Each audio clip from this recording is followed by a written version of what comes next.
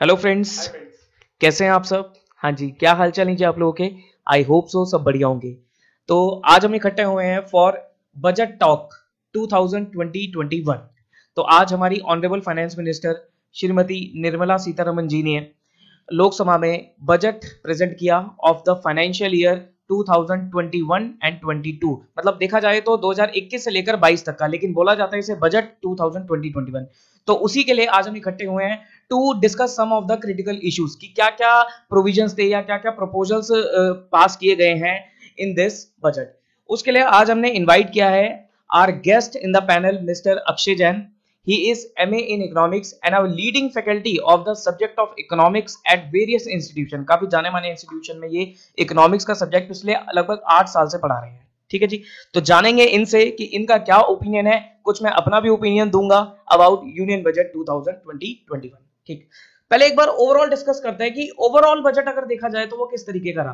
देखो, as FM said की जो ओवरऑल बजट था वो था रुपीज 34 लाख करोड़ रुपीस का, लगभग 34 लाख करोड़ रुपीस का बजट था। लेकिन अगर मैं अपना ओपिनियन दूं तो सर मेरे हिसाब से बजट में जितनी एक्सपेक्टेशंस थी लोगों की उस हिसाब से एज सच कुछ प्रपोजल्स नहीं लाए गए।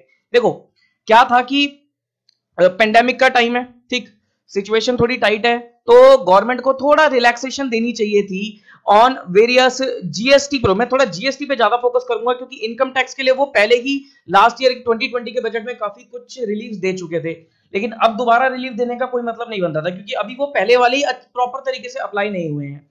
लेकिन जीएसटी पॉइंट ऑफ व्यू से उनको काफी रिलीफ देना चाहिए था क्योंकि जीएसटी का इस समय जो सिस्टम चल रहा है वो काफी दिक्कतों वाला चल रहा है। हर आए दिन कुछ ना कुछ नई चीज आती है, तो वो एक मैकेनिज्म इनको थोड़ा सा इंप्रूव करने की जरूरत थी। इनको बजट में प्रपोज करना चाहिए था। और थोड़ा सा मुझे लगा कि इन्होंने न्यू एजुकेशन पॉलिसी जो इन्होंने रिलीज करी है उसके ऊपर भी अभी बहुत काम करना बाकी है। उसको कैसे इंप्लीमेंट करना है या उसमें किस तरीके से मतलब लोगों को गाइड करना है।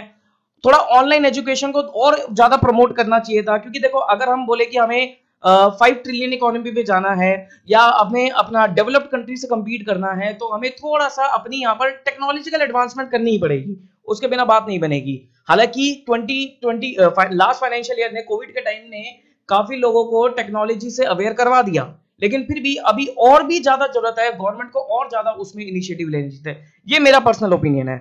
अब जानेंगे अक्षय जी से कि उनका क्या ओपिनियन है।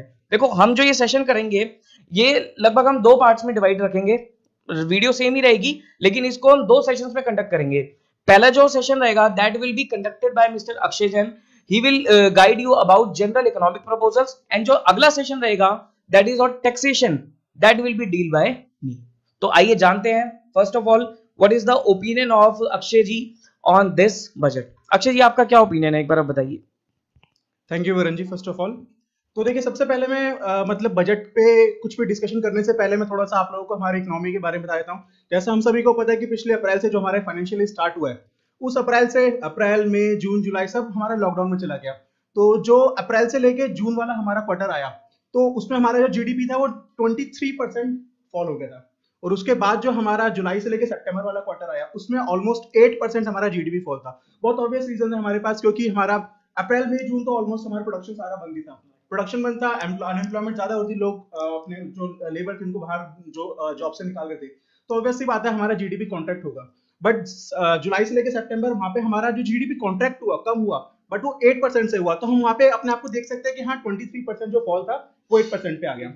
और अभी जो आपका अक्टूबर से लेकर दिसंबर वाला डेटा अभी वो रिलीज होना है। बट एक अच्छी चीज है जो कि डेटा आज मॉर्निंग में रिलीज हुआ जीएसटी कलेक्शन का, जो कि जनवरी का जीएसटी कलेक्शन है वो 1.2 लाख करोड़, मतलब आज तक जीएसटी का इतना कलेक्शन कभी नहीं हुआ जब से जीएसटी इंप्लीमेंट हुआ है। तो ये अपने आप में कुछ पॉजिटिव साइंस है जो शो कर रहे हैं कि हाँ हमारी इकोनॉमी एक वी शेप, मतलब जो इकोनॉमी फॉल हुई थी वो वापस अपने उस पर जा रही है, तो अपसाइड पे जा रही है। तो इन सब चीजों को देखते हुए मैं ये कह सकता हूँ कि देखिए आप जब जुलाई से लेके दिसंबर तक की बात करते हैं तो जो गवर्नमेंट ने पिछले बजट में चीजें अनाउंस करी थी वो उन्हीं को इंप्लीमेंट नहीं कर पाई ढंग से, एक चीज। दूसरी चीज, इस टाइम पे जो बजट है, जो गवर्नमेंट के पास बहुत सारे लिमिटेशंस थे, उनके रिसोर्सेज के लिमिटेशंस हैं। उन्होंने ऑलरेडी, आप सबको पता है कि मई 2020 के अंदर आत्मनिर्भर भारत करके उन्होंने 5 दिन का पूरा प्रॉपर फाइनेंस मिनिस्टर ने सब कुछ अनाउंस किया था। जो मोदी जी ने अपना विजन आत्मनिर्भर भारत का अनाउंस किया था उसके अंदर बहुत सारी चीजें वहां पे उन्होंने अनाउंस कर दी। तो अब आप एक चीज सोचिए, जब आप एक चीज अनाउंस कर देते हैं बार बार आपकी अलग अलग स्कीम्स को लेकर नहीं आ सकते। सबसे ज्यादा जरूरत क्या है कि वो स्कीम सबसे पहले इंप्लीमेंट हो अच्छे से। जब तक वही इंप्लीमेंट नहीं होगा तो नई स्कीम्स लाने का फायदा क्या होगा। और दूसरी बात है रिसोर्सेज, टैक्सेस, वो अपने आप में लिमिटेड है। जीएसटी कलेक्शन है भैया, जीएसटी जब सेल्स ही नहीं होगा तो जीएसटी कलेक्शन कहां से आएगा। और इनकम टैक्स वो भी अपने आप में लिमिटेशन है, क्योंकि इतनी ज्यादा हमारे इंडिया में करप्शन भी बहुत ज्यादा होता है, लोग इनकम टैक्स ज्यादा फाइल नहीं करते। तो उन सब चीजों को देखते हुए गवर्नमेंट के रिसोर्सेज काफी लिमिटेड हो जाते हैं। पूरा साल पीछे के 9 महीने इतना ज्यादा लिमिटेशन में है। तो उन सब चीजों को देख के मुझे ऐसा लगता है कि बजट अपने आप में देखिए लिमिटेड तो है बजट काफी सारा, बट स्टिल जितना गवर्नमेंट कर सकती है, जितना करना चाहती है, उसके हिसाब से काफी कुछ कर रही है government. Let's discuss about the pillars. देखो पिलर्स क्या है, पहले मैं आपको थोड़ा सा पिलर्स के बारे में बताता हूँ। जो बजट में पार्ट ए बोला गया जी, जो जनरल इकोनॉमिक प्रपोजल्स है that is divided into 6 pillars of आत्मनिर्भर भारत। हमारे पीएम मोदी जी का विजन है आत्मनिर्भर भारत, उसी को ही 6 पिलर्स में डिवाइड किया गया और एक एक पिलर के ऊपर कुछ ना कुछ प्रपोजल लेके आई गवर्नमेंट। ठीक, तो एक एक पिलर के बारे में हम एक बार डिस्कस करते हैं और जानते हैं अक्षय जी से उनका ओपिनियन। पहला पिलर जो आता है that is your health and wellbeing. देखो हेल्थ इस समय बहुत इंपॉर्टेंट है, कोविड का टाइम है, तो गवर्नमेंट को कुछ ना कुछ हेल्थ के लिए सबसे ज्यादा देखो फोकस जो रखना चाहिए था वो हेल्थ के ऊपर रखना चाहिए था, हेल्थ एंड वेलबींग के ऊपर, और गवर्नमेंट ने किया भी है। तो जानेंगे उसके बारे में कि किस तरीके से गवर्नमेंट इस पिलर के ऊपर प्रपोजल्स लेके आई है। देखिए जैसा आपने बोला कि फर्स्ट पिलर जो कि हेल्थ है, और हमने पीछे 9 महीने में देखा कि ऐसे पेंडेमिक की सिचुएशन में सबसे ज्यादा जो इंपॉर्टेंट चीज थी, जो सेक्टर था, वो आपका हेल्थ केयर था। हर कोई सिर्फ एक ही जगह भाग रहा था डॉक्टर्स के पीछे कि आप हमारी जान बचा लीजिए। तो उस चीज को देखते हुए मुझे ऐसा लगता है कि गवर्नमेंट ने हेल्थ के लिए काफी ज्यादा प्रोविजन करे। अगर आप इन टर्म्स ऑफ बजट की बात करते हैं, अमाउंट की बात करते हैं, जो कि आज तक कभी भी गवर्नमेंट ने 1 लाख करोड़ से ऊपर का बजट ही अनाउंस नहीं किया हेल्थ के लिए, इस बार it is almost 2.23 lakh crore, almost 137% का उसमें इंक्रीमेंट है। तो आप सोचिए जब गवर्नमेंट को ये चीज रियलाइज हो रही है कि हेल्थ सेक्टर जो कि किसी पेंडेमिक, किसी वर्स्ट सिचुएशन में सबसे पहले हमारा काम आता है, तो गवर्नमेंट ने सबसे ज्यादा 137% इंक्रीमेंट जो किया है उसे सेक्टर के लिए किया है। तो देखिए मैं आपको कुछ चीजें उसके हाईलाइट्स बता देता हूं कि गवर्नमेंट ने क्या क्या चीजें, क्या क्या प्रपोजल उसके अंदर बनाए हैं। गवर्नमेंट ने सबसे पहले पीएम आत्मनिर्भर स्वस्थ भारत योजना, उसको गवर्नमेंट ने अनाउंस किया, जिसके अंदर उनका 64,000 करोड़ का उनका प्रोविजन है। और उसके अंदर सबसे अच्छी बात जो गवर्नमेंट ने प्रपोजल्स बनाए हैं वो है इंटीग्रेटेड पब्लिक हेल्थ लैब्स। देखिए हेल्थ लैब्स क्या होता है, अर्बन एरियाज में हमारे पास बहुत सारी लैब्स हमें मिल जाएंगी जहां पे टेस्टिंग वगैरह, डायग्नोसिस वगैरह होते हैं, बट रूरल एरिया से क्या है, वहां पे तो कुछ भी अवेलेबल नहीं होता। तो ऊपर देखिए अगर ऐसी कोरोना ऐसी सिचुएशन आएगी तो वो लोग भी बीमार पड़ेंगे, तो वहां पे भी लैब्स होना बहुत जरूरी है। इसलिए गवर्नमेंट ने क्या एक प्रपोजल बनाया, इंटीग्रेटेड पब्लिक हेल्थ लैब्स का उन्होंने प्रोविजन बनाया। देन क्रिटिकल केयर हॉस्पिटल्स की अलग अलग district wise critical care hospitals available हो, ताकि अगर कोई सिचुएशन थोड़ी सी कोई हमारी बीमारी अलग थोड़ी हाई फाई बीमारी आए भी तो उसका वहां पे इलाज किया जा सके। देन आपके public health unit 17 new public health units government ने उसका प्रपोजल किया है। Then 5 national institutes for virology, ये गवर्नमेंट ने एक अनाउंसमेंट करी है, क्योंकि देखिए जो कोरोना है वो अल्टीमेटली है कि एक वायरस है। तो गवर्नमेंट ने क्या प्रपोजल दिया है कि हम 5 नए नेशनल इंस्टीट्यूट ऑफ वायरोलॉजी को ओपन करेंगे, जहां पे स्टडी किसकी होगी, जहां पे रिसर्च किसकी होगी, आपकी वायरसेस के ऊपर। क्योंकि देखिए आने वाला टाइम क्या है, हम लोग बायोकेमिकल्स और बायोटेक्नोलॉजी इतना ज्यादा प्ले कर रहे हैं ना कि हमें कहीं ना कहीं इनकी जरूरत पड़ने वाली है। ठीक है, तो ये कुछ इस तरह के हैं। देन उसके बाद गवर्नमेंट गई, क्योंकि हेल्थ के बारे में बात कर रहे हैं तो न्यूट्रिशन की बहुत जरूरी बात है, तो मिशन पोषण 2.0 गवर्नमेंट ने उसके बारे में बात करी। देन अगेन जैसे हम लोग पिछले 5-6 साल से सुनते आ रहे हैं स्वच्छ भारत, तो गवर्नमेंट ने वाटर सप्लाईज के ऊपर, जल जीवन मिशन के ऊपर, एयर पोल्यूशन को कंट्रोल करने के लिए उसके ऊपर। देन सबसे ज्यादा इंपॉर्टेंट बात, क्योंकि जब हम एयर पोल्यूशन की बात करते हैं तो हम सबको पता है कि जो गाड़ी से हमारा पोल्यूशन निकलता है सबसे ज्यादा उसका कंपोनेंट होता है एयर पोल्यूशन की तरह। तो गवर्नमेंट ने एक स्क्रैपिंग पॉलिसी, जैसे आप सभी लोग जानते होंगे या नहीं जानते तो मैं थोड़ा सा उसको बताता हूँ। स्क्रैपिंग पॉलिसी इसमें क्या है, जो आपके पुराने व्हीकल्स हैं, जो हमारी पुरानी गाड़ी वगैरह है, उनके लिए जो पर्सनल व्हीकल्स हैं उसके लिए 20 ईयर्स, और जो कमर्शियल व्हीकल्स हैं उसके लिए 15 ईयर्स। उतने सालों के बाद आपको एक ऑटोमेटेड टेस्टिंग सेंटर में जाना पड़ेगा अपने व्हीकल को लेके। वो टेस्टिंग सेंटर आपको बताएगा कि क्या गाड़ी आपकी फिट है या नहीं है। अगर फिट नहीं है तो वो स्क्रैप में चली जाएगी, फिट है तो आपको एक सर्टिफिकेट मिलेगा, उसके बाद आप उस गाड़ी को यूज कर सकते हैं। तो एक स्क्रैपिंग पॉलिसी अपने आप में काफी ज्यादा जरूरत थी, काफी कई सालों से प्रपोजल चल भी रहा था, और आज गवर्नमेंट ने इसको अनाउंस कर दिया है। अब धीरे धीरे इसका लेजिस्लेशन आएगा और ये आगे। और सर दिल्ली जैसे एरिया में तो वैसे ही पॉल्यूशन की बहुत ज्यादा दिक्कत है, तो यहाँ तो ये स्क्रैपिंग पॉलिसी बहुत ज्यादा जरूरी थी। हालांकि ये तो चल भी रही है इस चीज को, लेकिन कोई ठीक से इसको फॉलो नहीं कर रहा। लेकिन आई थिंक मेरे को लगता है कि सर गवर्नमेंट अब इस चीज को लेकर थोड़ा स्ट्रिक्ट भी हो जाएगी अबाउट स्क्रैपिंग पॉलिसी। ये बेसिकली आपका पूरा इंडियन लेवल पे होगा, सिर्फ दिल्ली बेस्ड नहीं होगा। और इसमें बेसिकली क्या होगा ना, यहाँ पे अभी तक ऐसा कोई एग्जैक्ट पॉलिसी नहीं थी कि आपको अपनी गाड़ी स्क्रैप ही करनी पड़ेगी। अब क्या होगा, आपको टेस्टिंग करानी पड़ेगी आफ्टर 20 इयर्स पर्सनल कार के लिए। अगर वो उसमें पास होती है तो आप उसे यूज कर सकते हैं, वरना आप देखेंगे आज के टाइम में 20-20, 25-25, 30 साल पुरानी गाड़ी चलती रहती है, तो वो एक अपने आप में एयर पोल्यूशन कंट्रोल करने में कामयाब चीज रहेगी। तो ये कुछ चीजें थी हमारी जो कि हेल्थ एंड वेलबींग के अंदर गवर्नमेंट ने जिन प्रपोजल्स को गवर्नमेंट ने अनाउंस किया। Sir what about Covid vaccine, जो एक बहुत इंपॉर्टेंट पॉइंट है इस समय। देखिए कोविड वैक्सीन ऑलरेडी गवर्नमेंट उसके ऊपर काफी सारा मतलब उसको ऑलरेडी फंड सब्सिडीज के रूप में, ताकि इंडिया में ज्यादा से ज्यादा लोगों को मिल सके कोविड वैक्सीन, तो उसके लिए गवर्नमेंट ने ऑलरेडी प्रपोजल कर दिया है। और आज भी बजट के अंदर फाइनेंस मिनिस्टर ने बोला है कि we are ready to provide 35,000 crore more अगर जरूरत पड़ती है कोविड वैक्सीन के लिए, कोविड के डिस्ट्रीब्यूशन के लिए, वैक्सीन के डिस्ट्रीब्यूशन के लिए सब्सिडी एज अ सब्सिडी अगर जरूरत पड़ती है, government is ready to provide 35,000 crore more. Okay, so let's discuss about the second pillar. Second pillar is physical and financial capital and infrastructure. One of the most important pillar about infrastructure, about physical capital, about financial capital, about companies. उसके लिए जानते हैं कि ये क्या proposals है। देखिए जैसे आपने खुद ही ने बोल दिया कि very important pillar, so obviously बात है कि किसी भी कंट्री, किसी भी इकोनॉमी की जो ग्रोथ होती है वो इंफ्रास्ट्रक्चर से आती है, और दूसरी चीज आपके पैसे से आती है, फाइनेंशियल कैपिटल। आपको ग्रो करना है, आपके पास पैसा होना चाहिए और आपके पास इंफ्रास्ट्रक्चर होना चाहिए। आपके पास सड़कें नहीं होंगी, आपके पास टेलीकम्युनिकेशन नहीं होगा, इंटरनेट फैसिलिटी नहीं होगी, रेलवे रोड्स नहीं होगा, तो आप डेवलप कहां से करेंगे। सो इसीलिए सबसे ज्यादा इंपॉर्टेंट पिलर है ये। और इसके ऊपर काफी गवर्नमेंट ने, अगर आप देखेंगे कि जो बीजेपी गवर्नमेंट जब से आई है तब से उन्होंने नेशनल हाईवेज को कितना अच्छा डेवलप किया है, उन्होंने एयरपोर्ट से कनेक्टिविटी कितनी ज्यादा बढ़ाई है। रेल, अगर हम रेलवे कनेक्टिविटी की बात करते हैं तो रेलवे आज के टाइम में इलेक्ट्रिफिकेशन के ऊपर काफी काम चल रहा है उनका। जो पहले हमारे कोयला वगैरह से या डीजल इंजन चलते थे, उनके इलेक्ट्रिफिकेशन के ऊपर वो लोग काम ज्यादा कर रहे हैं। और साथ में obviously as we all know कि बुलेट ट्रेन का काम चल रहा है, मेट्रो रेल्स और ये सब चीजें, तो ये सब आपके इंफ्रास्ट्रक्चर का पार्ट है। और इसके ऊपर इस आज के बजट में फाइनेंस मिनिस्टर ने क्या अनाउंस किया, मैं उसके बारे में थोड़ा सा आपको बताना चाहता हूँ। सबसे पहली बात, क्योंकि हम कैपिटल की बात कर रहे हैं, तो गवर्नमेंट ने जो PLI स्कीम्स होती हैं आपकी, प्रोडक्शन लिंक्ड इंसेंटिव्स, मतलब आप हमारी कंट्री में प्रोडक्शन कीजिए, हम आपको इंसेंटिव देंगे। इसका बेनिफिट क्या होता है? इसका बेनिफिट ये होता है कि जब फॉरेन की कंपनीज आपकी कंट्री में आके प्रोडक्शन करती हैं, जैसा हम सबको पता है टेस्ला जो आपकी यूएसए की ऑटोमोबाइल कंपनी है, उसने बैंगलोर में अनाउंस किया अपना, एप्पल है, अलग अलग कंपनीज है, चाइना की कंपनीज है, जो कि आज के टाइम में क्या चाहती है, इंडिया में अपना मैन्युफैक्चरिंग प्लांट स्टार्ट करना चाहती है। तो government is ready to provide them some incentive कि आप आइए हमारी कंट्री में अपने प्लांट सेटअप कीजिए, उससे देखिए फायदा क्या क्या होगा आपका। एम्प्लॉयमेंट बढ़ेगी ऑब्वियसली, क्योंकि जब यहाँ पे प्रोडक्शन सेटअप करेंगे तो नौकरी यहीं पे मिलेंगी लोगों को। देन आपका यहाँ से एक्सपोर्ट होगा, यहाँ पे अगर टेस्ला ने अपनी गाड़ी बनाई और यहाँ से अमेरिका भेजेगा तो एक्सपोर्ट तो इंडिया का ही है, तो बेनिफिट हमारा उसके अंदर भी हो गया। तो हर एक तरीके से जब भी फॉरेन कंपनी यहाँ पे आती है तो हमारी ग्रो होती है, हमारी कंट्री ग्रोथ होगी, इनकम बढ़ेगी, एम्प्लॉयमेंट बढ़ेगा, आउटपुट बढ़ेगा, एक्सपोर्ट बढ़ेगा।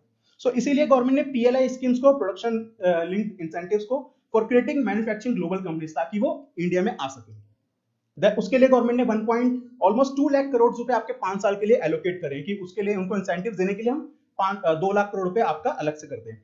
देन सबसे ज्यादा इंपॉर्टेंट चीज है आपका टेक्सटाइल सेक्टर को, उसको गवर्नमेंट ने इंसेंटिवाइज करने के लिए, उसको एनकरेज करने के लिए गवर्नमेंट ने मेगा इन्वेस्टमेंट टेक्सटाइल पार्क को अनाउंस किया, और साथ में 7 textile parks which will be established. देखिए इसका बेनिफिट क्या होगा, मैं आपको सबसे पहले बताना चाहता हूं।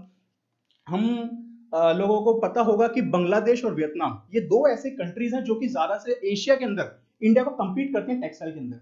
India is like a textile manufacturing hub. हमारी कंट्री में कई सारे एरियाज है, जैसे हमारे गुजरात में एरियाज है, हमारे तमिलनाडु में एरियाज है, जहां पे हमारा प्रॉपर प्योर टेक्सटाइल का ही काम होता है।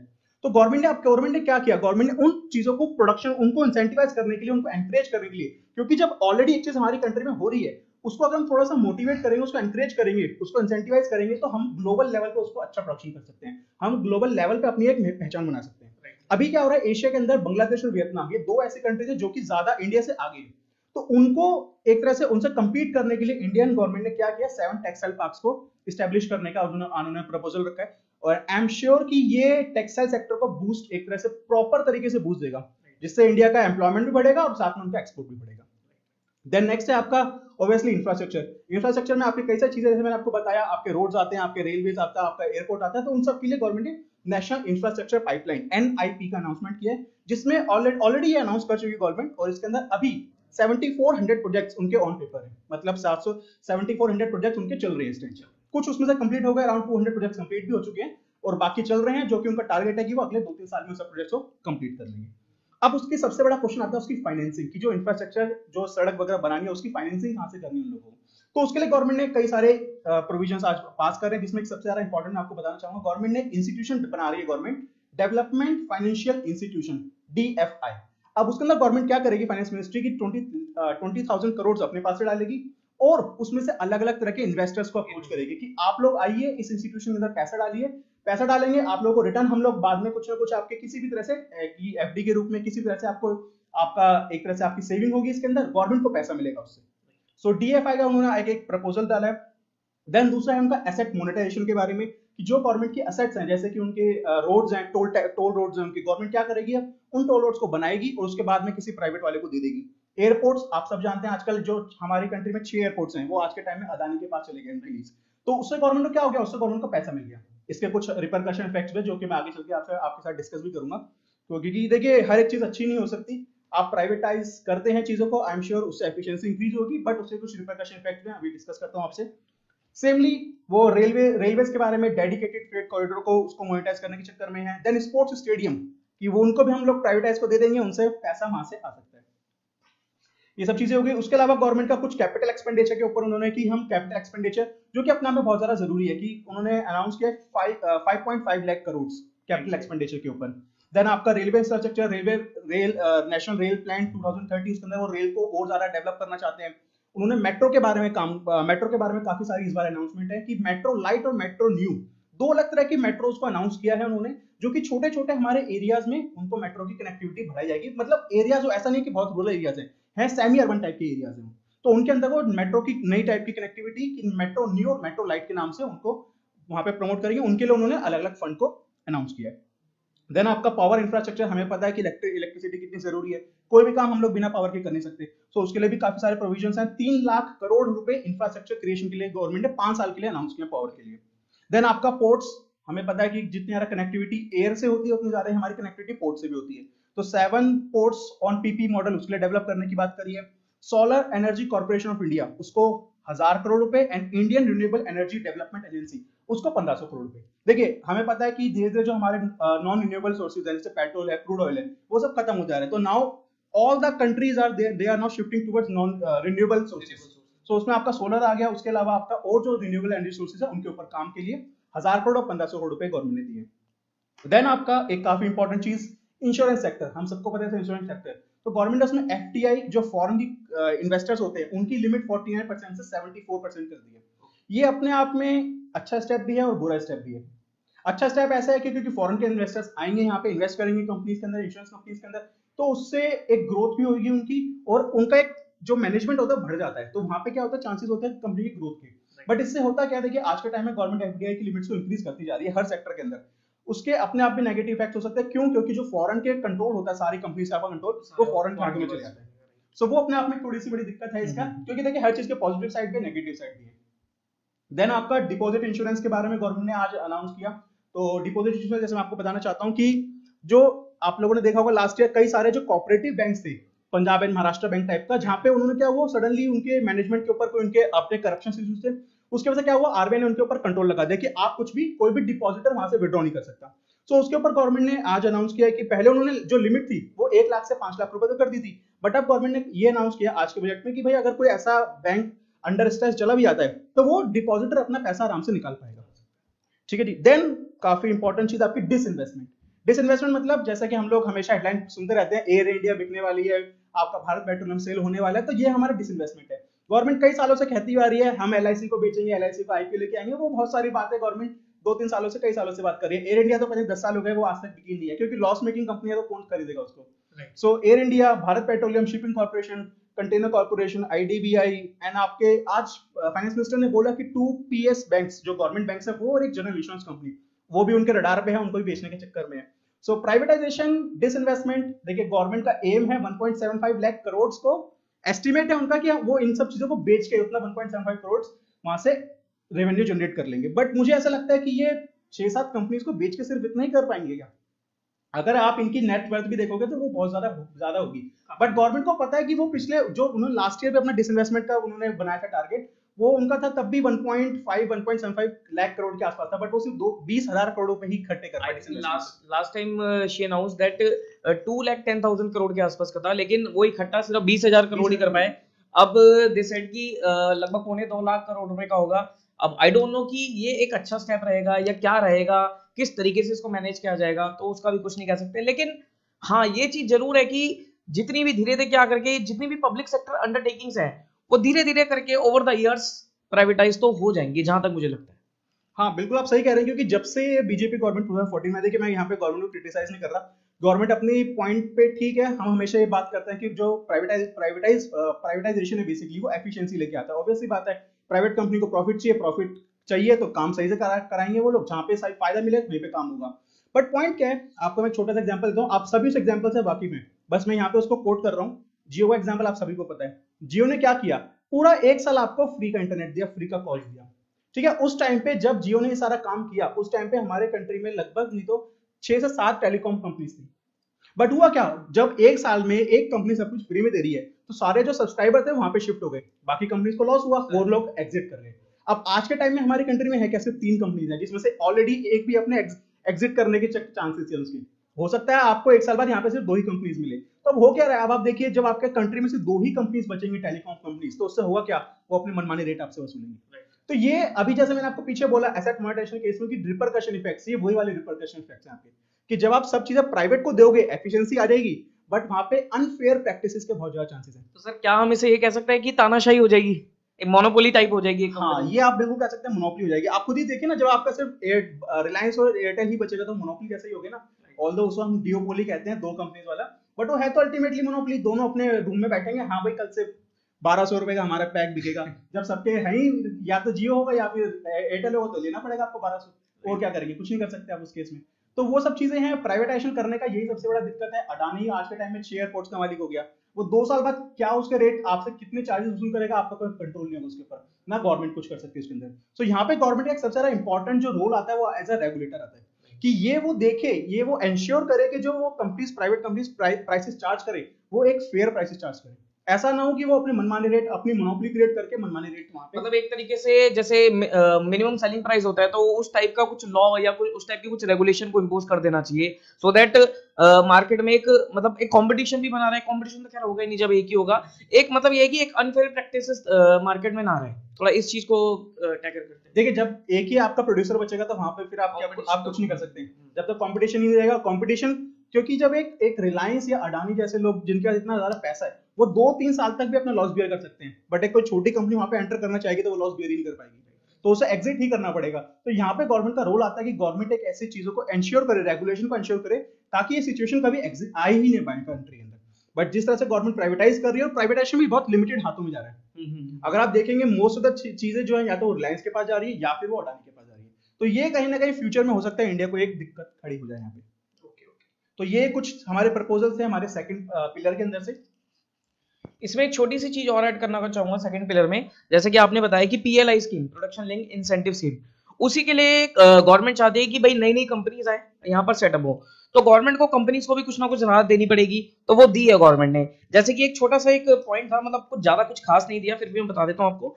जैसे एक कंपनीज एक्ट 2013 में सेक्शन 2 होता है, 2 क्लॉज 85, स्मॉल कंपनी। तो स्मॉल कंपनी क्या होता था, स्मॉल कंपनी वो कंपनी होती थी जिसकी paid up capital up to ₹50 lakh है, या फिर जिसकी टर्नओवर अप टू ₹2 करोड़ है। ये लिमिट्स उन्होंने अब इंक्रीज कर दिया है, सो दैट इसमें और ज्यादा कंपनीज कवर हो जाए।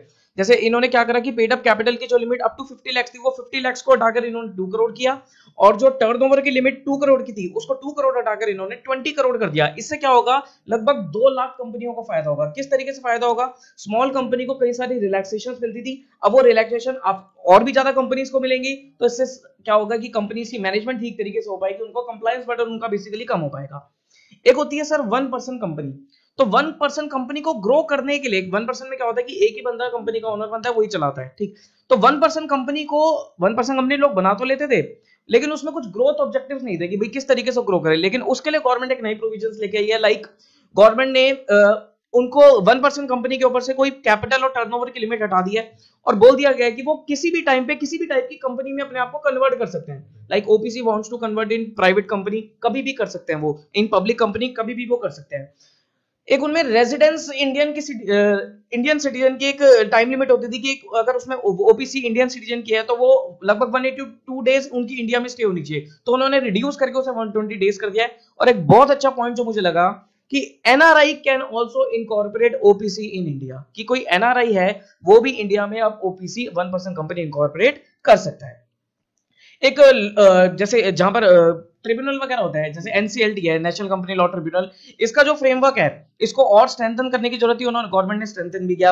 ई कोड का सिस्टम वो लेके आए हैं कि सारी जो कंप्लायंस वगैरह होगी, सारी जो सेटलमेंट वगैरह होगी, सारी जो एडजुडिकेशन वगैरह होगी, वो सब इलेक्ट्रॉनिक मोड पे होगी, डिजिटल मोड पे होगी, as they done in income tax. Income tax में उन्होंने पहले ही कर दिया ई असेसमेंट, ई अपील्स वगैरह। और इस साल उन्होंने जो मिनिस्ट्री ऑफ कॉर्पोरेट अफेयर्स है उसका एक नया वर्जन वो लॉन्च करने जा रहे हैं, MCA 3.0, जिससे काफी और चीजें डिजिटाइज हो जाएंगी, लाइक ई कंसल्टेशन, ई कंप्लायंस, ई एडजुडिकेशन। तो ये सारी चीजें मतलब डिजिटल इकोनॉमी की तरफ काफी अच्छे तरीके से मूव करते जा रहे हैं। ठीक, तो let's move on to the third pillar. तो थर्ड पिलर हमारा है inclusive development for aspirational India, जिसमें गवर्नमेंट ने ज्यादातर एग्रीकल्चर एरिया, फार्मर्स को कवर किया, और जो जरूरी भी था कि गवर्नमेंट सेट की भाई फार्मर्स की इनकम डबल हो जाएगी। अब वो जानेंगे अच्छी चीजें कि किस तरीके से वो डबल हो जाएगी, क्या बेनिफिट मिलेगा। देखिए, जैसे हम सभी मतलब पिछले 2-3 महीने सुन रहे हैं, फार्मर्स जो किसान है वो अन्नदाता है।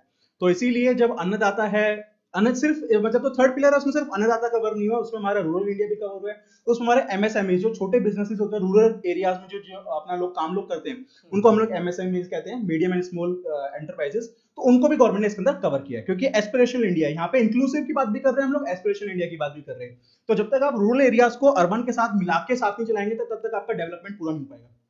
तो इसके अंदर जैसे कि बताया इन्होंने कि एग्रीकल्चर साथ में अदर एक्टिविटीज, उन सबको गवर्नमेंट ने इंक्लूड किया। So agriculture, allied sectors, rural India, migrant workers, इन सबको गवर्नमेंट ने इस पिलर के अंदर इंक्लूड किया है। सो इसके अंदर जैसे गवर्नमेंट ने बताया था कि यहाँ पे इस प्रॉपर, अगर मैं ये बात बोलूं कि मैं आपको बहुत क्लियरली बात बोलता हूँ, ये प्रॉपर जो पिलर है यहाँ पे गवर्नमेंट ने नए कुछ अनाउंसमेंट नहीं करे। उसका रीजन ये रहा है क्योंकि गवर्नमेंट ने अभी जो मई में आत्मनिर्भर योजना अनाउंस करा था, आत्मनिर्भर मिशन, वहां पे गवर्नमेंट ने ज्यादा जो फोकस था वो माइग्रेंट वर्कर्स के ऊपर, फार्मर्स के ऊपर, फिशरीज, इन सब चीजों के ऊपर बहुत ज्यादा फोकस था। तो जब ऑलरेडी गवर्नमेंट अपनी काफी सारी योजनाएं वहां पे अनाउंस कर चुकी है, तो इस टाइम पे इस बजट के अंदर गवर्नमेंट के पास ज्यादा कुछ अनाउंस करने के लिए था नहीं। पहले वो चीजें मतलब मार्केट जो आपका ग्राउंड लेवल है वो चीज वहां तक पहुंचे, वो इंप्लीमेंट हो सके, अच्छे से इंप्लीमेंट हो सके, तभी आप आगे बढ़ सकते हैं। तो इसलिए यहाँ पे गवर्नमेंट के पास ज्यादा कुछ था नहीं। गवर्नमेंट ने जो बेसिकली फाइनेंस मिनिस्टर ने कुछ चीजें अपनी बताई पुरानी, कि हम जो MSP ले रहे हैं, जो आपका वीट का, पैडी का, अलग अलग का प्रोक्योरमेंट जो गवर्नमेंट करती है, वो कितना कितना टाइम्स गवर्नमेंट ने उसके ऊपर ज्यादा पैसा खर्च किया है। एक चीज जो हम सबको पता है कि फार्मर्स जो लॉज अभी जो काफी सारा दिल्ली में दिक्कतें चल रही हैं, आप सबको पता है। तो फार्मर्स की दिक्कत है, देखिए जो नए लॉज हैं वो अपने आप में कुछ ठीक भी हैं, कुछ अपने आप में उनमें दिक्कतें भी हैं। जैसे फार्मर्स हमेशा कह रहे हैं कि हमें MSP चाहिए, आप MSP को एंश्योर कीजिए, बट कभी भी MSP आज तक आपकी किसी भी लॉ का पार्ट ही नहीं था, वो पहले भी कभी लॉ का पार्ट नहीं होता। अब गवर्नमेंट नए लॉ में कैसे उसको इंक्लूड कर ले, बट गवर्नमेंट इज सेइंग कि we are ensuring you that MSP will be there.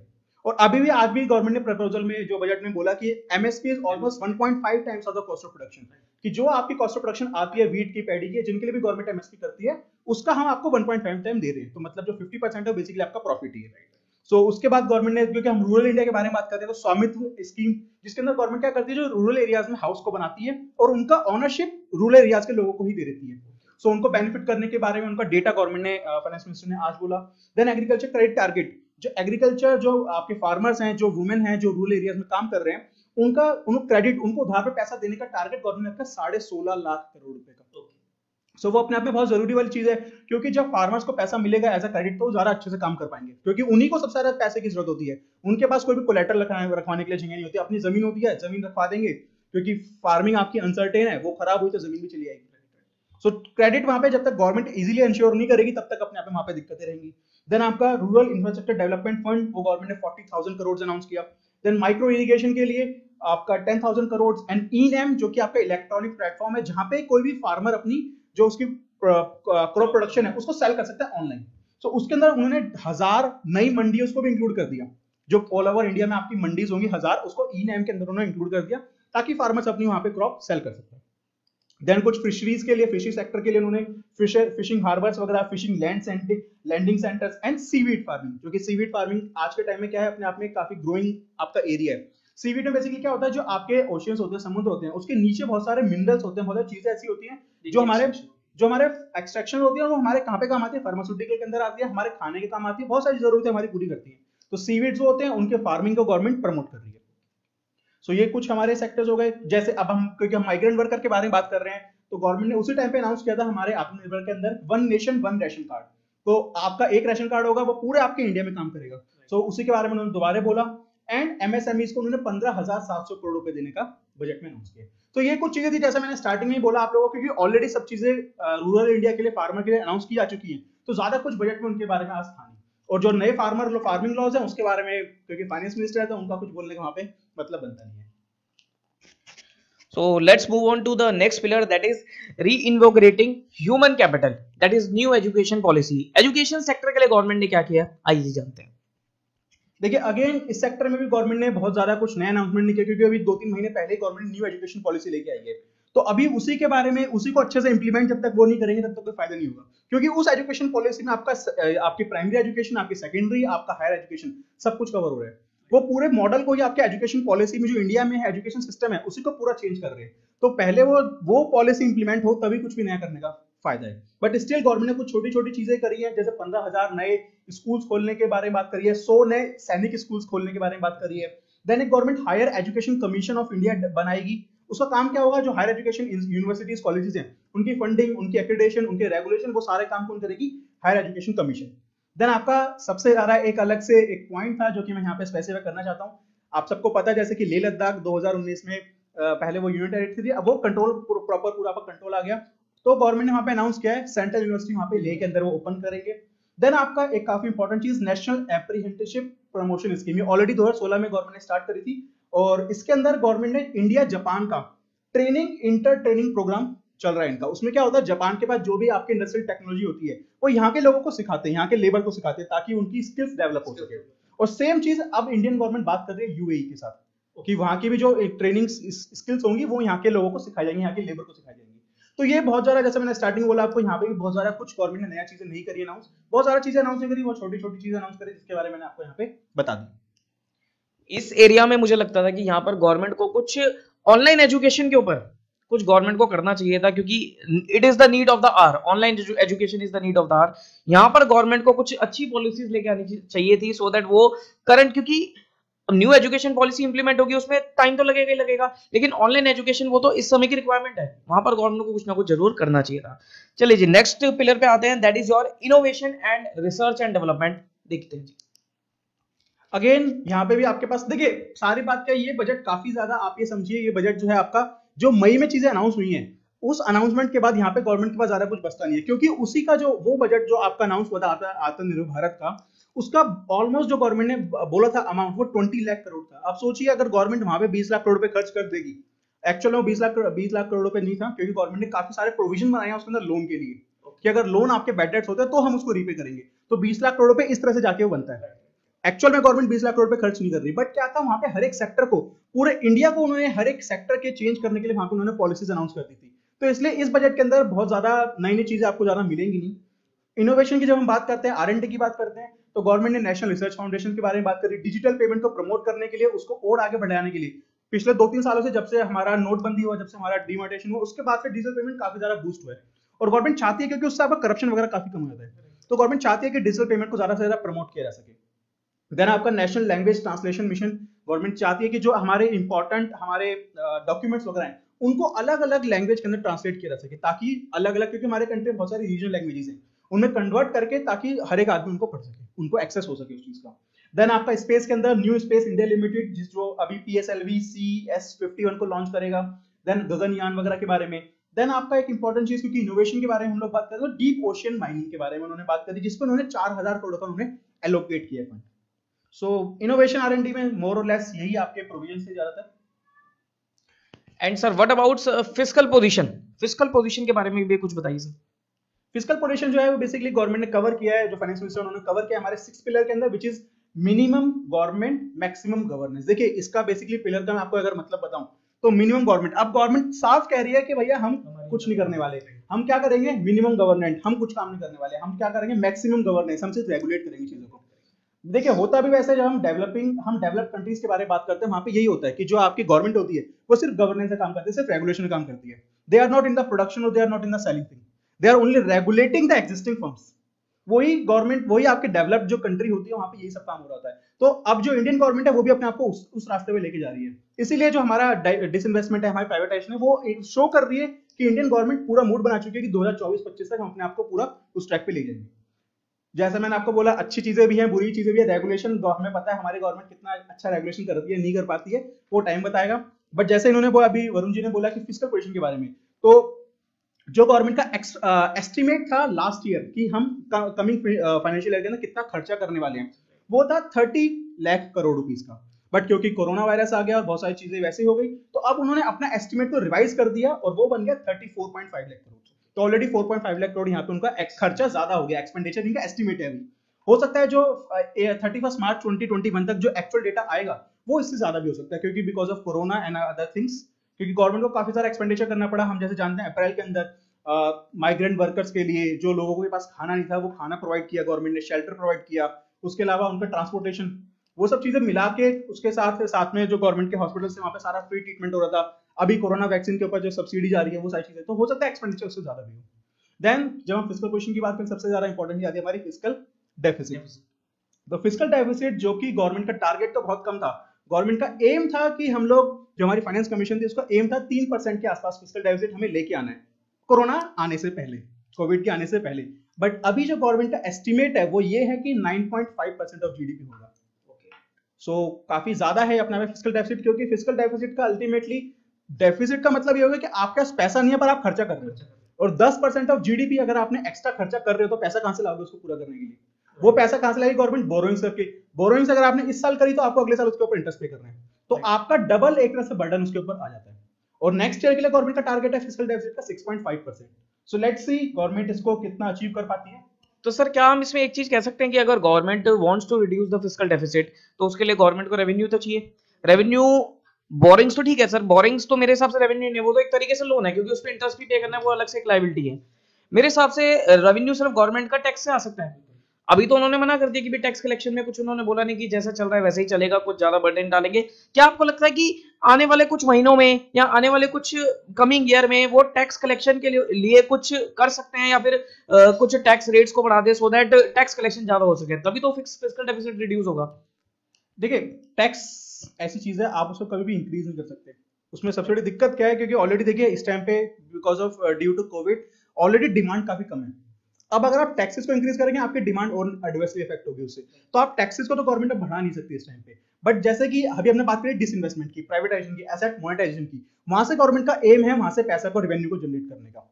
और साथ में गवर्नमेंट क्या कर रही है, अपनी जो उनकी फर्म्स है, उनकी कंपनीज है, उनको सेल कर रही है। उनको सेल करेगी, उससे होगा क्या, जो गवर्नमेंट को सैलरी पे करनी थी एम्प्लॉइज को, वो खत्म वहां से। तो अल्टीमेटली जो एम्प्लॉइज को सैलरी पे करनी है वो खत्म हो गया। सारी कंपनीज लॉस को अगर बियर कर रही है, एयर इंडिया जैसे है आपकी, वो लॉस बियर कर रही है, तो वहां पे खत्म उनका काम। तो वो सब चीजें गवर्नमेंट का जो मेन एम है, वो गवर्नेंस की तरफ जाने का जो मेन एम है, वो अपने आप ही उनको उस ट्रैक पे ले जाएगा कि आपका डेफिसिट अपने आप कम होता जाएगा। आप खर्चा, जो आपका खर्चा होगा वो आपका सिर्फ सड़क बनाने के ऊपर खर्चा होगा, आपका एम्प्लॉइज को सैलरी पे करने का खर्चा खत्म हो जाएगा। वो खर्चा कम होगा, अपने आप आपका फिस्कल डेफिसिट कम हो जाएगा। तो ये गवर्नमेंट का एम है, इसलिए गवर्नमेंट प्राइवेटाइजेशन के ऊपर फोकस कर रही है कि हमारा काम क्या है, गवर्नमेंट का काम खत्म हो जाएगा, सिर्फ गवर्नेंस का काम रह जाएगा। सो ये गवर्नमेंट का एम है। लेट्स सी कितना सक्सेसफुल होता है, क्योंकि बहुत सारे इसमें इश्यूज भी हैं। हम बात करना चाहेंगे तो बहुत लंबी बात कर सकते हैं इस चीज के बारे में, बट क्योंकि हम लोग यहाँ पे सिर्फ बजट के बारे में डिस्कस कर रहे थे, मैं उन चीजों के ऊपर नहीं जाना चाहूंगा। तो this is the part A of the budget and let's discuss about part B. देखो पार्ट बी में कुछ खास है नहीं, टैक्सेशन के ऊपर पार्ट बी है, उसमें कुछ ज्यादा गवर्नमेंट ने इंसेंटिव्स या कुछ ज्यादा प्रपोजल उन्होंने डाले नहीं है, क्योंकि वो लास्ट बजट में ही काफी सारी अमेंडमेंट्स कर चुके थे, तो बार बार अमेंडमेंट रिपीट करना उसका कोई फायदा नहीं है। लेकिन स्टिल जो भी छोटी मोटी चीजें हैं लेट्स डिस्कस। तो पार्ट बी टैक्सेशन, इसमें सबसे पहले अगर हम डायरेक्ट टैक्स की बात करें तो डायरेक्ट टैक्स में रिटर्न फाइलर्स का एक जो नंबर है वो काफी इंक्रीज हो गया है। लगभग गवर्नमेंट का डेटा था कि 2017 या 16 के आसपास की बात है, लगभग 3 लाख करोड़ रिटर्न फाइलर्स थे। Now it has increase two times, now it is 6.48 crore return filers in India, as per the previous data 2020 data. And government have initiated about faceless appeals, faceless assessment in order to reduce the corruption. काफी corruption इससे reduce हो गया है faceless appeals, faceless assessment से। एक government ने एक अच्छा प्रपोजल इनिशिएट किया है फॉर सीनियर सिटीजन जिनकी एज है 75 ईयर्स एंड अबव। वो सीनियर सिटीजन जिनकी इनकम है सिर्फ pension income and interest income, तो उनको रिटर्न फाइल करने की अब कोई भी रिक्वायरमेंट नहीं है। अब वो रिटर्न फाइल करे बिना उनका काम चल जाएगा, मतलब कोई उनके ऊपर कोई पीनल प्रोविजन नहीं लगेंगे for not filing the return. हाँ, अगर उनकी कोई टैक्स लिमिट बनती है, उनकी कोई टैक्सेबिलिटी होती है, तो उनका ऑलरेडी जैसे बैंक्स वगैरह से उनकी कोई पेंशन या कोई टीडीएस वगैरह आता है, इंटरेस्ट वगैरह आता है, तो वो ऑलरेडी टीडीएस डिडक्ट होकर आएगा, उनको अलग से कोई रिटर्न प्रोसेस करने की, फाइल करने की जरूरत नहीं है। दूसरी चीज, एक असेसमेंट के ऊपर पॉइंट होता था, बहुत पुराना प्रोविजन था कि असेसमेंट के जो केसेस थे वो गवर्नमेंट के हाथ में थे कि वो 6 साल पुराने केसेस भी ओपन कर सकती है। मतलब अगर कोई 6 साल पुराना केस चल रहा है तो मतलब 6 साल हो गए किसी केस को, तो वो गवर्नमेंट कभी भी उसे केस को ओपन कर सकती है। और अगर कोई सीरियस फ्रॉड है उस केस में 10 साल तक की टाइम लिमिट है कि 10 साल पुराना भी केस खुल सकता है। लेकिन ये बहुत पुराना प्रोविजन था। आजकल ये चीजें क्योंकि फेसलेस चीज आ गई है तो इस टाइम लिमिट को रिड्यूस करना चाहिए था और गवर्नमेंट ने इस टाइम लिमिट को रिड्यूस कर दिया है. Now this 6 years time limit have been reduced to 3 years only. And for the serious cases government said clearly said कि if there is evidence of concealment of income of 50 lakh and more, अगर 50 लाख से ऊपर 50 लाख या उससे ज्यादा की income की चोरी करता है कोई बंदा तो 10 साल पुराना केस खुल सकता है. लेकिन इसके लिए भी अप्रूवल चाहिए होगी principal chief commissioner of income tax, जो कि सबसे हायर अथॉरिटी होती है इन द इनकम टैक्स. तो असेसमेंट के ऊपर भी कह सकते हैं कि काफी अच्छा इन्होंने प्रोविजन लाया कि ज्यादा पुराने केसेस अब ओपन नहीं करते, क्योंकि पब्लिक को इससे बड़ी देखो अनसर्टेनिटी थी, उनको पता था कि कभी भी हमारा केस खुल सकता है. ठीक है, तो वो थोड़ी दिक्कत वाली बात यहाँ पर थी. उसके बाद गवर्नमेंट ने एक विवाद से विश्वास स्कीम लॉन्च करी थी, जिसमें क्या था कि कोई भी पर्सन का अगर कोई टैक्स डिस्प्यूट चल रहा है तो वो पर्सनली खुद से जाकर उसको रिजॉल्व करवा के आ सकता था by paying some amount of tax and penalty. इसी चीज को मद्देनजर रखते हुए गवर्नमेंट ने स्मॉल टैक्स पेयर्स के लिए एक डिस्प्यूट रेजोल्यूशन कमेटी सेटअप करी है. This is totally faceless. और इसमें इन्होंने क्या बोला है कि कोई भी पर्सन जिसकी taxable income up to 50 lakh है और जिसका डिस्प्यूटेड टैक्स का अमाउंट अप टू ₹10 लाख है तो वो डीआरसी के पास जाके अपनी डिस्प्यूट को सेटल कर सकता है. Totally faceless. ये भी फेसलेस है, कुछ भी यहाँ पर फिजिकल इंटरफेरेंस नहीं होगी, तो करप्शन बिल्कुल ही खत्म हो जाएगी. यहाँ पर फेसलेस ITAT सेंटर गवर्नमेंट बनाएगी, इनकम टैक्स अपीलेट ट्रिब्यूनल, वो भी फेसलेस कर देगी. जो भी ट्रिब्यूनल पे जो भी बातचीत होगी वो सारी वीडियो कॉन्फ्रेंसिंग के थ्रू होगी और सारा फेसलेस सिस्टम रहेगा, डिजिटली वहां पर सारी चीजें करी जाएंगी. जो नॉन रेजिडेंट इंडियंस होते हैं, NRIs वगैरह होते हैं, उनको डबल टैक्सेशन के ऊपर कई बार उनको बड़ी दिक्कतें फेस करनी पड़ती थी. दिक्कत क्या होती थी कि जैसे वो अगर उनकी इंडिया में कोई इनकम अक्रू होती है तो उनको इंडियन इनकम पे भी टैक्स पे करना है, बाहर भी वो टैक्स पे कर रहे हैं, तो इंडियन एक क्या होता है फाइनेंशियल ईयर का भी चक्कर पड़ जाता था. यहाँ पर अप्रैल टू मार्च चलता है और बाहर के देशों में जनवरी टू दिसंबर चलता है. तो जो यहाँ पर वो टैक्स पे करते हैं तो उसका रिलीफ उनको इजीली बाहर कंट्रीज में नहीं मिल पाता था. उसके लिए गवर्नमेंट ने एक स्टेप लेके आया कि वो एक रूल्स बनाएंगे to reduce this problem of double taxation, कि NRI को कभी भी डबल टैक्सेशन की कोई प्रॉब्लम ना आए.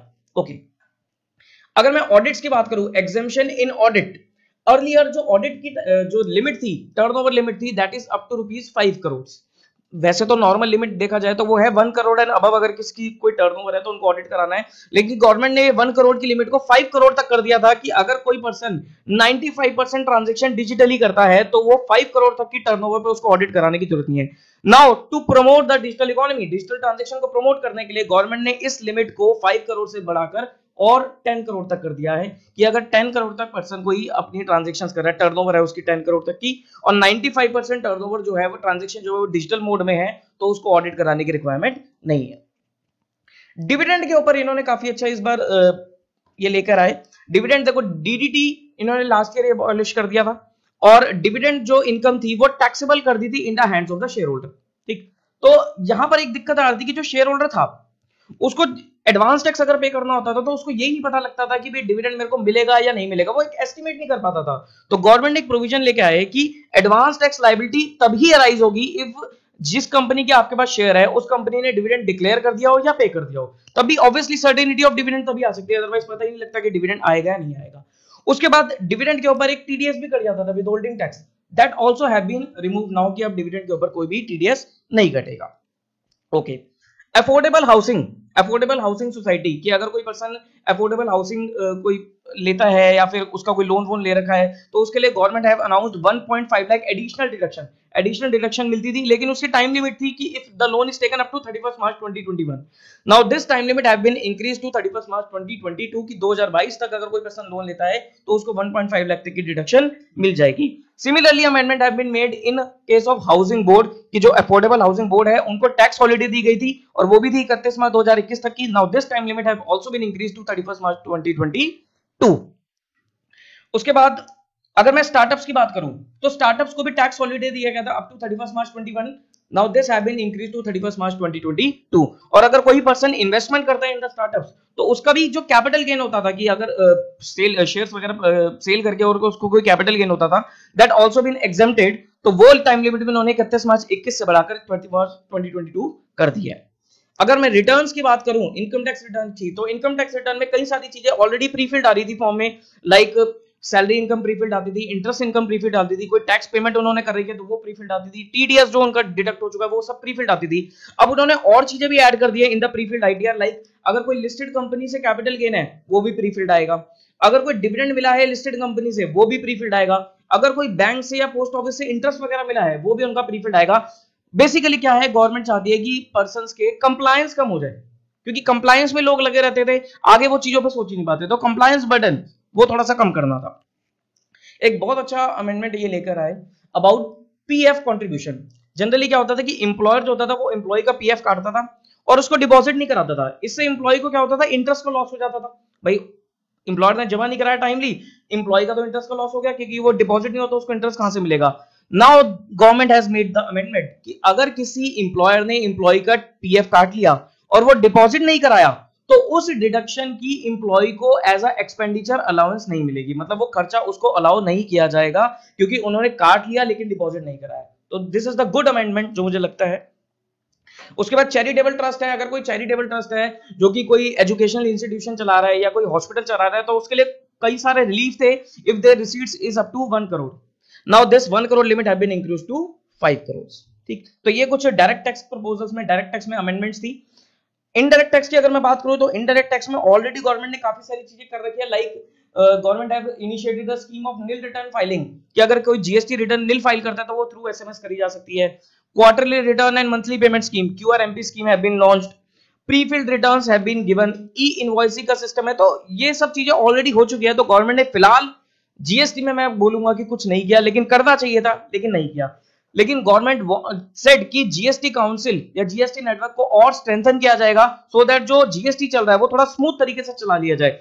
अगर मैं प्रैक्टिकली बताऊं तो इस समय जीएसटी स्मूथ तरीके से नहीं चल रहा है, बड़ी दिक्कतें आ रही हैं, लेकिन स्टिल गवर्नमेंट सेड कि वो स्मूथ तरीके से चलेगा तो उसको कुछ ना कुछ स्ट्रेंथन किया जाएगा। Because sir GST is a indirect tax, indirect tax में एकदम से अमेंडमेंट नहीं करी जा सकती, क्योंकि जब तक इनडायरेक्ट टैक्स लोग प्रैक्टिकली उसको यूज नहीं करते ना तब तक नहीं पता लगता।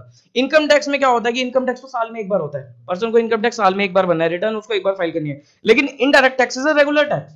तो रेगुलर टैक्स में जब तक लोगों को एक्चुअली में, जब तक गवर्नमेंट के पास नहीं आएगी एक्चुअली लोगों से कंप्लेंट की ये दिक्कत है ये वो दिक्कत है, तब तक गवर्नमेंट अमेंडमेंट कर नहीं सकती है। ठीक, उसके बाद थोड़ी बहुत चीजें उन्होंने कस्टम में भी करी है। कस्टम ड्यूटी के उन्होंने रेट्स को चेंज किया है। देयर आर सम लगभग 80 एग्जम्पशंस थी जो बहुत पुरानी थी, उनको उन्होंने विड्रॉ कर दिया है। कोई 400 आइटम थी उनके ड्यूटी को उन्होंने थोड़ा सा चेंज किया है। अगर मैं बात करूं मोबाइल की बात करूं तो मोबाइल एक्सेसरीज पे पहले कस्टम ड्यूटी नहीं थी, निल थी। Now it have been increase 2.5% वो कस्टम ड्यूटी लेकर आ गया। तो कह सकते हैं कि हो सकता है मोबाइल थोड़ा सा महंगा हो जाए, लेकिन सर मेरे हिसाब से मोबाइल महंगा नहीं होगा अगर मोबाइल एक्सेसरीज की प्रोडक्शन इंडिया में ही होने लग जाए, तो वो कस्टम ड्यूटी का चक्कर ही खत्म हो जाएगा। ऐसे गोल्ड्स वगैरह पे भी, गोल्ड सिल्वर वगैरह पे भी इंपोर्ट ड्यूटी उन्होंने थोड़ा सा रैशनलाइज करी है। तो ये सब चीजें उन्होंने टैक्सेशन के केस में करी है। Over to you. जैसे आप कस्टम ड्यूटी के बारे में बोल रहे थे कि कस्टम ड्यूटी का यहाँ पे गवर्नमेंट का जो चीजों को टैक्स कस्टम ड्यूटी बढ़ाने का जो रीजन है वो ऑब्वियसली यही रीजन है ताकि उस चीजों का प्रोडक्शन इंडिया में स्टार्ट हो सके। हम लोग क्योंकि देखिए अल्टीमेटली जो पिछले 9 महीनों से हम आत्मनिर्भर चीज सुन रहे हैं, मिशन सुन रहे हैं, उसका लॉजिक यही है कि चीजें ज्यादा सारा इंडिया में ही बने और इंडिया के लोग उन्हीं को यूज करें। तो हो सकता है जो कस्टम ड्यूटी बढ़ाने के पीछे रीजन है उसको सिंप्लीफाई करने का या उसको परसेंटेज को बढ़ाने का रीजन है वो यही है कि हम डोमेस्टिक प्रोडक्शन को ज्यादा सारा एनकरेज कर सके, उसको मोटिवेट कर सके ताकि लोग और इंडियन कंज्यूमर्स उन्हीं को परचेज करें। आपको फॉरेन की चीज महंगी मिलेगी, डोमेस्टिक सस्ता होगा तो आप उसी को परचेज करेंगे। ठीक है, और इसी तरह से जैसा कि आपने भी बताया कि टैक्सेस में ज्यादा कुछ गवर्नमेंट ने अनाउंस नहीं किया, उसका रीजन यही है क्योंकि गवर्नमेंट के पास इस टाइम पे आप एक चीज जो मई में अनाउंस किया ना वो एक तरह से छोटा बजट ही था, या कह लीजिए वो बड़ा बजट था, ये छोटा बजट है। तो इसीलिए यहाँ पे गवर्नमेंट का ज्यादा स्कोप नहीं था। और दूसरी बात रहा सा गवर्नमेंट ने पिछले 9 महीनों में इतना ज्यादा पैसा खर्च कर लिया, इतना ज्यादा एक्सपेंडिचर कर लिया कोविड के चक्कर में कि उनके पास रिसोर्सेज अवेलेबल ही नहीं है, वो कहाँ पे खर्च करें उसको। तो भाई जब पैसा ही अवेलेबल नहीं होगा, हमें पता है हमारा पैसा आना नहीं है, तो हम कहाँ पे उसको प्लानिंग कहाँ से करेंगे खर्चेगी। सो इन्हीं सब चीजों के, इन्हीं सब लिमिटेशंस के लगते हुए मुझे ऐसा लगता है गवर्नमेंट ने बहुत लिमिटेड चीजों के अंदर अपना इस बजट को प्रेजेंट किया है। और आई बिलीव कि ठीक है, मॉडरेटली आपका ये बजट काफी अच्छा भी है और चीजें करी जा सकती हैं, बट वही है लिमिटेशन है हर एक चीज की। एज अ इंडिविजुअल हम लोग कह सकते हैं गवर्नमेंट ने बजट टैक्सेस के अंदर राहत दी, गवर्नमेंट 3 लाख कर देती है, 3.5 लाख रुपए रिलीव कर देती है वहां पे। बट हम लोग कभी गवर्नमेंट के पॉइंट ऑफ व्यू सोचते नहीं है कि वहां पे गवर्नमेंट क्या, क्योंकि हमें नहीं पता ना गवर्नमेंट का कितना पैसा कहाँ से आना है। उसको खर्चा तो बहुत सारी जगह करना है, उसको डिफेंस के ऊपर भी करना है, उसको एयरपोर्ट के ऊपर भी करना है, उसको रोड भी बनाने हैं, उसको स्कूल भी बनाने हैं, हॉस्पिटल भी बनाने हैं, बट पैसा तो लिमिटेड ही है। सो उस लिमिटेशन के साथ में गवर्नमेंट का पर्सपेक्टिव समझना काफी हमारे लिए मुश्किल होता है। सो आई बिलीव कि ठीक है, काफी अच्छा है, चीजें इन्वेस्ट कर, गवर्नमेंट प्राइवेटाइज कर रही है, फॉरेन इन्वेस्टमेंट को इनवाइट कर रही है, एम्प्लॉयमेंट बढ़ेगी, ग्रोथ होनी चाहिए। लेट्स सी कितना कारगर होती है चीजें। So this is all about the budget 2021। So thank you very much Akshay ji, इन्होंने अपनी वैल्यूएबल गाइडेंस दी, अपनी नॉलेज शेयर करी अबाउट द बजट। तो आई होप आपको भी ये बजट टॉक काफी पसंद आया होगा। इसी वीडियो के डिस्क्रिप्शन में आपको एफएम की स्पीच मिल जाएगी, तो आप उसको डाउनलोड कर लेना और डिटेल में जाके स्टडी करना।